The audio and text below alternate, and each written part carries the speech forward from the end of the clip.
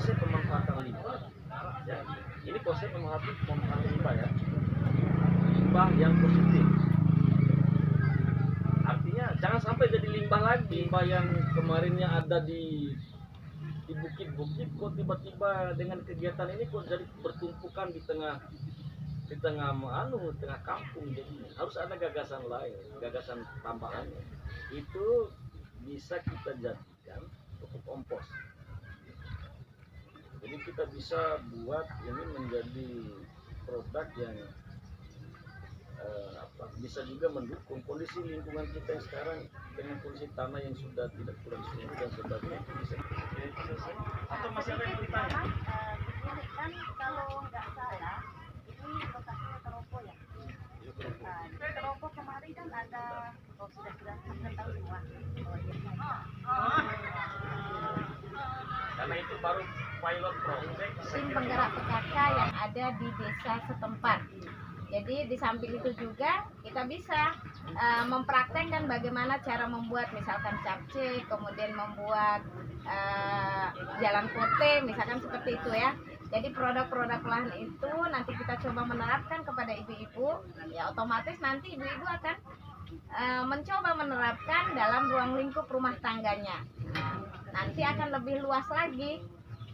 Di setiap lingkungan itu kan ada dasawismanya. Jadi mungkin setiap bulannya mereka bisa melakukan kegiatan-kegiatan itu, kemudian mereka mencoba menerapkannya untuk nilai tambah setiap kegiatan-kegiatan yang dilakukan oleh tim penggerak PKK yang ada di desa. Terima kasih untuk kesempatan yang kesekian kalinya. Langsung saja kepada Ibu Siti Isa. Jadi kan sudah dijelaskan tadi bagaimana sih proses penanaman, terus outputnya bagaimana, terus kan yang paling terpenting output dari proses penanaman budidaya jamur jagung ini kan lebih ke ibu-ibu. Bagaimana caranya kita meningkatkan kapasitas perekonomian. Jadi sedikit yang ingin saya sampaikan mewakili teman-teman, bagaimana ini Ibu prosedur ataupun proses pengembangan dari program jamur jagung ini. Apakah output atau sasarannya hanya kepada perekonomian atau bagaimana? Dan operasinya saya dipaksa. Tapi karena COVID sehingga otomatis roda perekonomian kami anjlok. Dan lewat kesempatan ini juga secara langsung saya mengucapkan terima kasih pada Pak Mat yang dengan inisiatornya mengembangkan penanaman bengkol jagung ini ya, sehingga secara langsung ekonomi kami terbantukan. Selama proses jamur ini saya mengembangkannya dengan membuat jamur menjadi subcay supaya ada nilai jual lebih tinggi. Kalau kami menjual langsung, satu cup itu hanya 10.000. Tapi kalau kami membuat olahan yang lain, sehingga seperti pastel, tapi saya khususnya capcay dan sop jamur. Kalau untuk sop jamur, satu cup itu satu porsi nilai jualnya 35.000. Iya, setelah diolah. Terus jamurnya 35.000 juga. Sehingga ada peningkatan di situ kan. Kalau saya jual langsung itu cuma 10.000. Nah, para konsumen kalau mereka langsung beli di sini cuma 10.000 ya. Tapi kalau kita yang mengantarnya 15.000. Nah, saya pikir di situ nilai ekonominya juga kan tidak terlalu tinggi ya. Sementara saya penghasilannya cuma 4 cup atau 5 cup. Akhirnya saya rubah dengan cara membuat subcay jamur dan sop jamur lainnya. Dan alhamdulillah. Terlepas dari berbicara tentang kira-kira jamur jagung ini ketika sudah selesai panen kan tentunya diproses menjadi bahan atau makanan siap saji. Terus terlepas dari itu bagaimana yang berkaitan tentang peningkatannya selain untuk ibu-ibu kemudian diubah menjadi makanan siap saji, kira-kira untuk kedepannya bagaimana cara peningkatan agar jamur jagung ini semakin dikenal. Kemudian sebagian atau elemen masyarakat khususnya ada di Kabupaten Dompu ini lebih mengenal lagi jamur jagung. Apalagi kan yang memprosesnya ini kan adalah ibu-ibu yang berada di Jawa Tengah.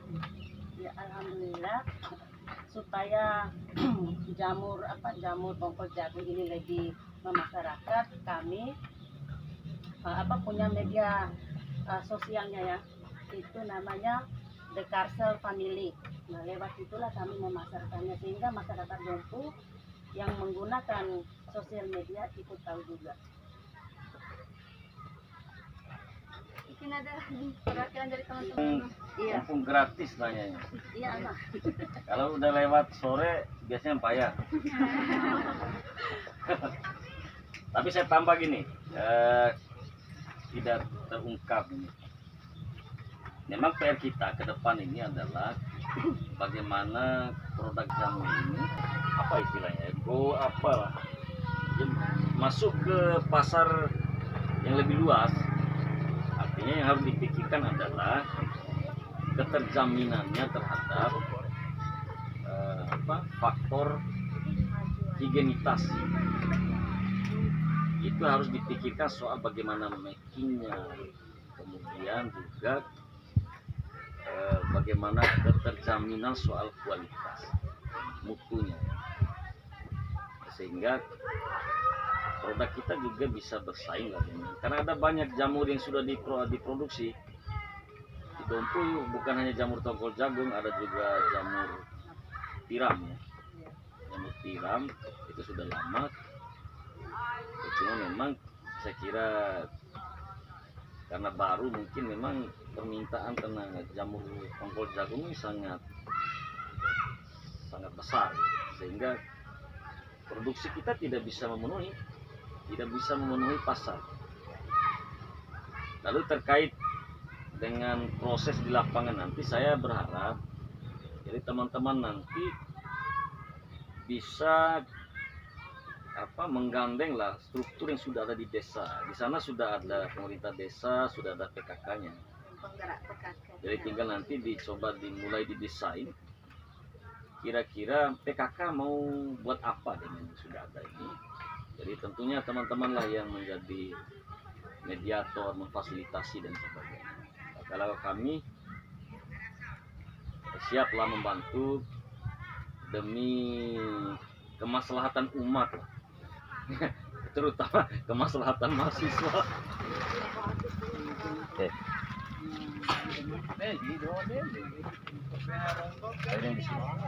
Olahan ya, proses budidaya yang dilakukan.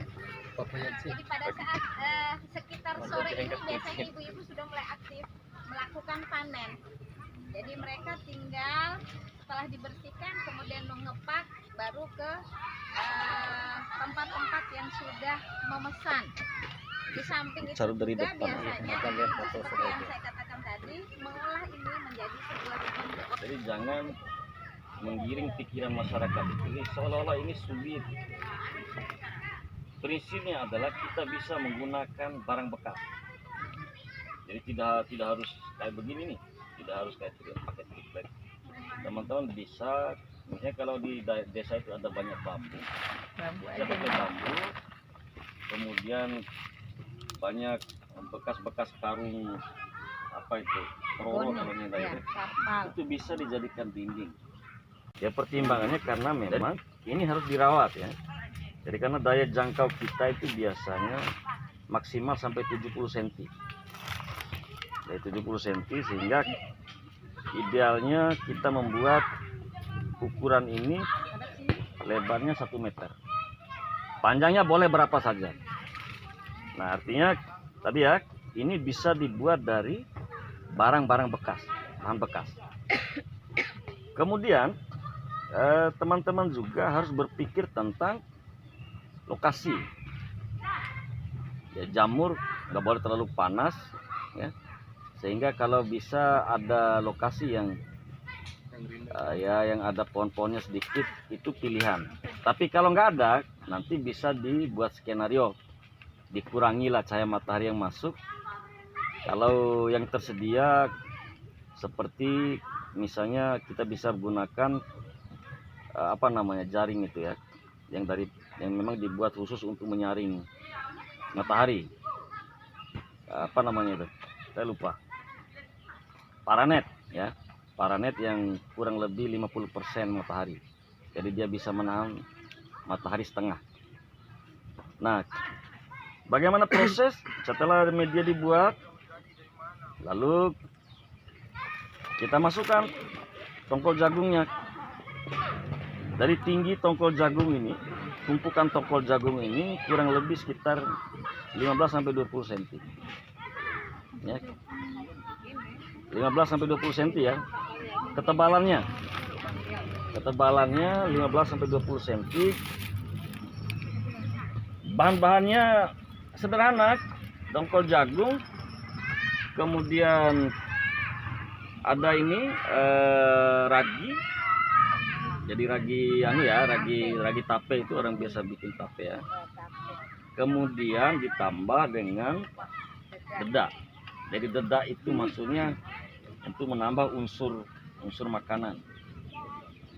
Jadi lapis pertama kita sebar dulu sekitar 10 cm, baru dikasih campuran dedak sama ragi. Jadi kalau ragi biasa kita pakai kalau 1 meter persegi itu bisa 1 meter dikali 1 meter ya kurang lebih sekitar 2 biji ya. Itu dihancurkan, bisa langsung dibuat campuran dengan air, atau bisa juga dengan sudah dihancurkan tinggal dicampur dengan meter 3 kilo dan ragi sekitar 6-7 biji. Nah, kalau lapis pertama udah, kasih lagi lapis kedua. Biasanya kalau prosesnya bagus, suhunya sesuai, hari keempat itu sudah kelihatan ada semacam ini. Jadi biar teman-teman juga ngerti nanti tanda-tandanya. Nih. Jadi ini ada semacam benang ya, benang jamur itu. Ini bakal jamur ini, bibitnya ya kayak gini. Itu udah tumbuh rata ya. Nah, baru sekitar belasan hari, masuk hari ke 12-13 biasanya kalau udah bagus benar itu biasanya udah tumbuh jamur. Nah, panennya itu tiap hari. Dasarnya itu kan diragi itu. Ragi aja. Agar kita juga benar-benar bisa konsumsi panjangnya. Panjang maksudnya panjang media. Panjang jamurnya ini. Apakah Variatif. Ada yang tinggi, ada yang kalau bagus sekali biasanya sekitar 10 cm ada lah. Kalau biasanya dia sudah tutup. Di sana ada yang besar tuh, nanti bisa lihat ya. Di sana ada yang besar, hasilnya besar sekali di sana. Nanti bisa lihat. Nah, jamur itu sangat, karena dia syarat tumbuhnya itu harus di atas suhu ruangan ya. Suhu ruangan itu biasanya sekitar 24 Celcius. Memang kadang-kadang kita terkendala di situ ya. Kalau suhu dingin banget di luar, maka ya harus dipikirkan agar ini ditutup rapat betul, tidak terkontaminasi dengan suhu di luar. Ya, itu hanya itu prinsipnya. Jadi metiknya juga, manennya ini nanti hati-hati, jangan dibongkar-bongkar gitu, cabut pelan lah, dinikmati gitu cara. Manennya itu pakai hati lah. Gitu ya, sentuh dengan cinta. Oke, ini pertanyaan bagus nih. Kalau ada bahan ya, sebaiknya dikasih alas karena ada kendala kita ini. Contoh ini kadang-kadang rayap tuh naik ya. Kalau ada alas lebih bagus, tapi kalau nggak ada ya langsung kembali. Jadi disiram tiap hari lah dia, yang penting jangan terlalu becek. Ini kayak begini basah tapi nggak becek. Karena dia harus lembab ya, lembab dan suhu standar. suhu tetap harus terjaga dan ada unsur airnya tetap ada. Pertanyaan perempuan, ada yang nggak senang makan jamur? Oh, senang semua. Kan ini apakah yang di lapis yang ketiga ini aja yang dipanen atau yang kedua yang pertama enggak dipanen, Pak? Oh ya, Untuk panennya maksudnya tumbuh jamurnya ya. iya, tumbuh jamurnya. Biasanya kalau pengalaman kita, tahap pertama itu pasti tumbuh di atas dulu nih. Baru dia nanti setelah ya unsur hara di atasnya habis, pasti dia tumbuh lagi di sekitar lapis kedua. Jadi sebenarnya yang lapis pertama tadi yang itu hanya membantu menstabilkan suhu. Jadi biasanya sampai kadang-kadang itu muncul di bawah, dari bawah muncul. Yang tumbuh dari bawah tuh biasanya tinggi terus keluar di sela-sela tongkol yang di atas.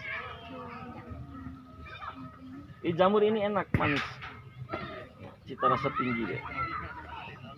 Nah, untuk stamina bagus loh. Kalau saya baca ya saya browsing.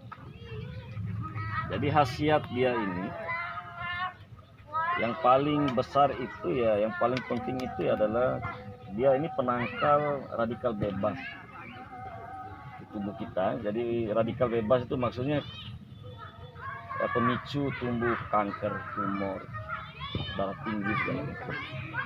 Artinya kalau lihat dari khasiatnya itu ya berarti konsumen jamur terbesar itu negara-negara hebat kayak Jepang, Cina itu kalau konsumennya.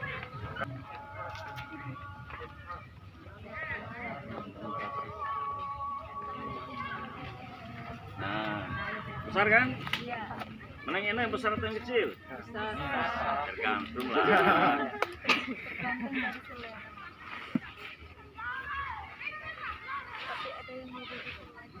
Nah, ini yang Berarti besarnya saya kira ini sudah boleh makanya dia ini kan harus dipanen tiap hari ya. Ini biasanya yang terlewatkan tadi malam ya. Yang terlewatkan tadi malam ya dia udah kayak gini. Nah, cara merawatnya nanti di share ibu-ibu nanti yang di lokasi. Ini harus dicabut. Tiap hari itu harus dicek. Jadi yang udah layu begini harus dicabut karena nanti kalau tidak dicabut medianya cepat rusak, hitam dia karena kayak tinta gini. Kalau kena sentuh gini kayak tinta hitam. kalau tongkol jagung Pak, yang muda atau yang tua?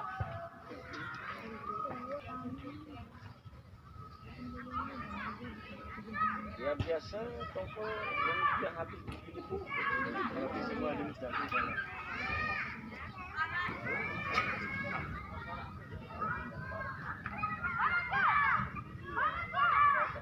Yang berkesinambungan satu kali nah, dari kegiatan-kegiatan itu saya mencoba menggiring mahasiswa saya ke lokasi KKN itu dengan bekal untuk bagaimana memberikan nilai tambah bagi penghasilan masyarakat desa sesuai dengan potensi desa masing-masing. Apalagi di Desa Taropo, Kecamatan Kilo itu memiliki potensi yang sangat luar biasa banyak dan bagus. Makanya hari ini sebagai briefing saya dengan pemuda-pemuda Karsel yang dibantu oleh Pak Mas, Ibu Endang tadi untuk memberikan nilai tambah bagi peningkatan pendapatan masyarakat desa yang ada di Desa Toropo itu sebagai program tambahannya. Nah, namun dengan demikian kita tidak terlepas dari pemuda Karsel ini sebagai program-program cara pembuatan bedengnya nanti kita libatkan mereka sebagai mereka yang terlibat langsung di dalamnya. Mungkin saya berterima kasih juga kepada kelompok pemuda masyarakat Karjo Selatan ini yang memberikan nilai kontribusi bagi saya sebagai dosen pembimbing KKN-nya ketika nanti berada di lokasi KKN. Itulah salah satu nilai kontribusi yang harus dilakukan oleh saya selaku pembimbing dosen. Di balik keberhasilan ada juga kegagalan. Dan ini salah satunya.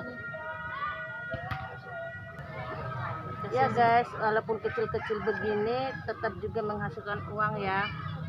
Kami akan semaksimal mungkin. Apa Ibu Kepala crispy ya? Iya. Insya Allah saya akan buat crispy dengan hasil yang kecil-kecil ini. Sungguh menyedihkan.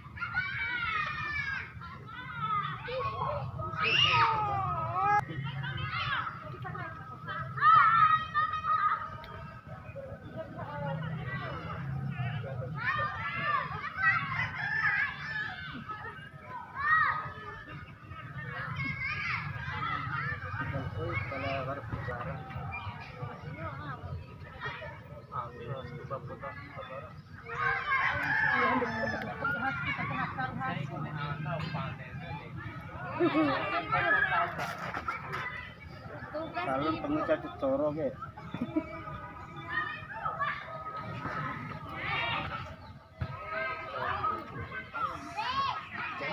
Iya, coro Roma.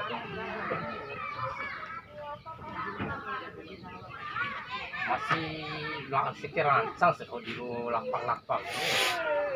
Pepe sa samporom dami yung mami ne. Ya, makanan khas Bima Dompu ya. Ini ya ini dicampur dari jamur bongkol jagung ini. Ini cita rasanya sangat khas ini. Anjat syuting ah. Gimana ini salah satu wartawan Lensa yang ada di Kabupaten Dompu ini mencoba mencicipi ini jalangkote, makanan khas Bima Dompu ya ini. pastel jamur. Ya, ini Pak Amin ini. Ya, salah satu wartawan yang ada di Kabupaten Dompu. Nah, ini Pak Bondan frontalis ini.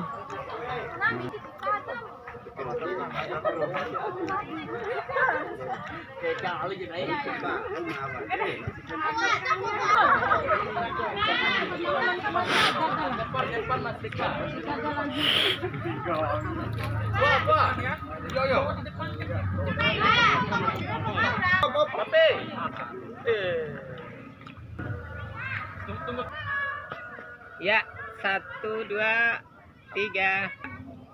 Ya. Ayo lihat si gampang